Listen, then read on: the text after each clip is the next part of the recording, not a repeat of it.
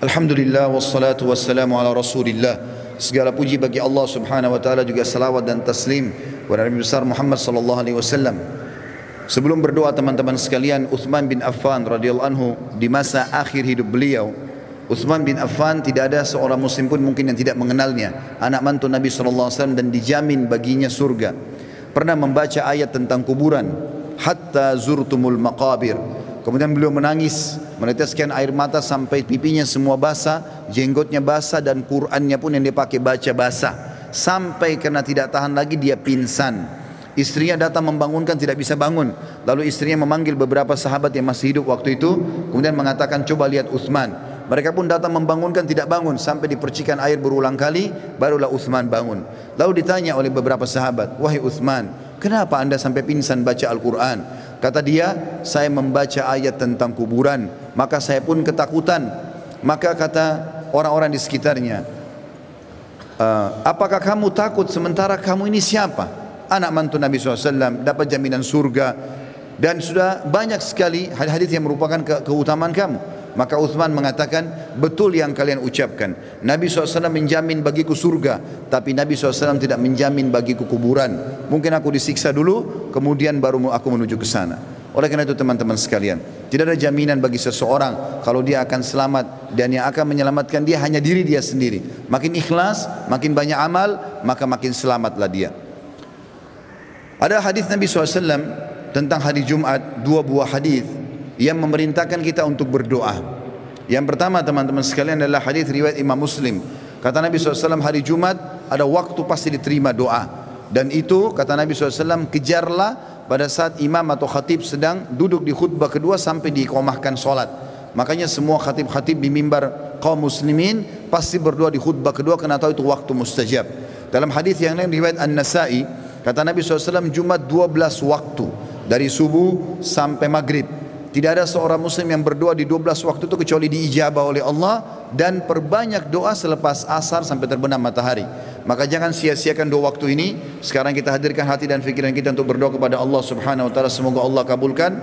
Dan sebentar selepas asar sampai menjelang maghrib, maka berdoalah dan sampaikan hajatmu hai saudaraku kepada Tuhanmu, karena Tuhanmu Maha Pengampun dan Maha penerima taubat hamba-hambanya.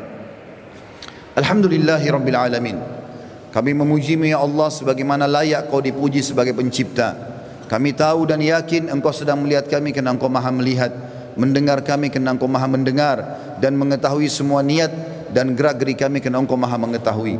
Kami tidak berkumpul di rumah-Mu ini ya Allah kecuali untuk menjalankan salah satu perintah-Mu. Maka terimalah amal ini dengan pahala yang sempurna.